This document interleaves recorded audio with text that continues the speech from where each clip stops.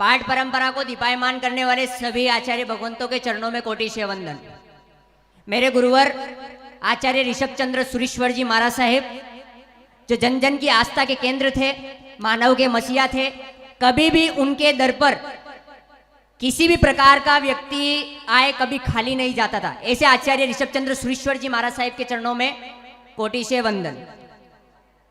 मैं only for उनके ऊपर प्रकाश डालूंगा।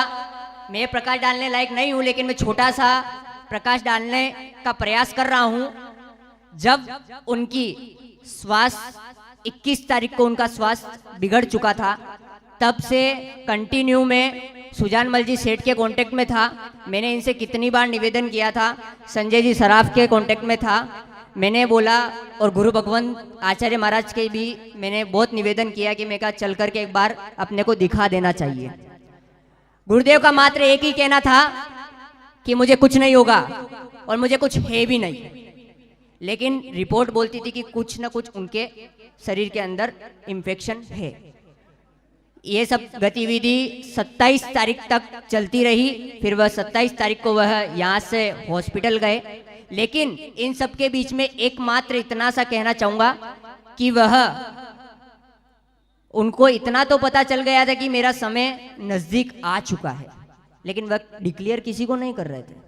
मैंने एक बार उनसे, उनका जब लास्ट मांगलिक लाइव था, तब मैंने उनसे पूछा कि गुरुदेव कि आप इतने नर्वस क्यों हो, इतना चेहरा आपका ऊर्जायमान है और आप इतने मुरझाए हुए हो, ये कारण बताइए। गुरुदेव ने कारण नहीं बताया। मांगलिक के पश्चात उन्होंने एक पेपर इंटरव्यू वाला आया और उनसे इंटरव्यू पूछा कि गुरुदेव आपने तीसरी भविष्यवाणी करी है, तीसरी लहर आने वाली है। तो पहला उनका मात्र इतना सा ही कहना था कि जो जिएगा वह तीसरी लहर देखेगा। ये समझ में मुझे भी नहीं आया था, और उसके कुछ दिन पहले भी मुझे और चंदन भैया को बोला था कि मैं चला जाऊंगा तो मोहनखेड़ा का क्या होगा। लेकिन हमने इतना ही कहा था कि गुरुदेव आपको कुछ भी नहीं होगा, हमारा आयुष्य भी आपको लगे और आप सालों साल जिए। ये सब हुआ। फिर 27 तारीख को हम लोग यहाँ से हॉस्पिटल गए। उस समय मैं बाप जी के साथ था। फिर मुझे स्थिति थोड़ी गड़बड़ना लगी, तो फिर मैंने पीयूष बाप जी को फ़ोन लगा करके 28 तारीख को मॉर्निंग में सूचित किया कि मैंने इस तरह की परिस्थिति है, आप जहाँ भी हो तो जल्दी से जल्दी पधारने का प्रयास करें। रजत बाप जी को बोला, सभी गुरु भगवंत साध्वी जी भगवंत को मैंने बता दिया था और सभी आए। और उस समय एडमिट करने के समय शैलेश जी अंबोर, संतोष जी नाकोड़ा, हम सभी साथ में थे। और गुरुदेव के अंतिम प्रतिगमन, जैसे पीयूष बाप जी ने बताया, वह उनके घर पे हुई है।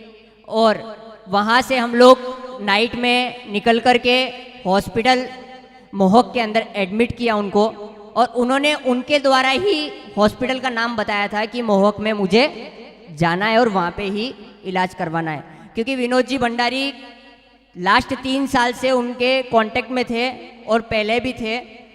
तो विनोद जी ने सारा, मतलब जो वो बोले ना, उनके जीरो से हीरो 3 साल के अंदर बने हैं, तो वह ऋषभ बाप जी की मेहरबानी से ही बने हैं। उनके ऑफिस के अंदर एक पार्श्वनाथ भगवान की मूर्ति और ईशान कोण के अंदर विराजमान कर रखी है। नारियल है, नारियल के ऊपर ब्लैक धागा बांध रखा है।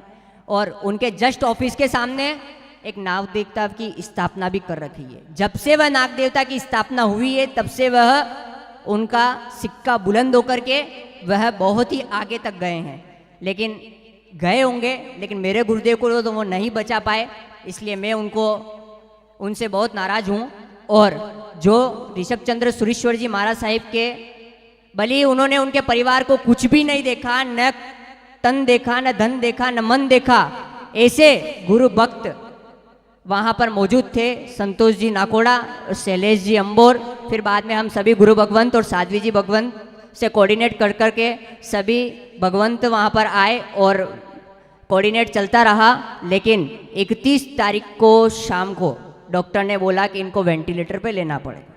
तो उस समय मैं और रजत बाप जी वहाँ पर मौजूद थे।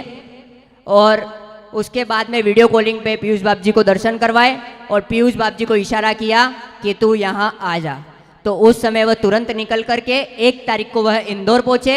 इंदौर पहुँचने के पश्चात 2 तारीख को गुरुदेव रात्रि में 12 बजे बाद देवलोक गमन को हो चुके थे।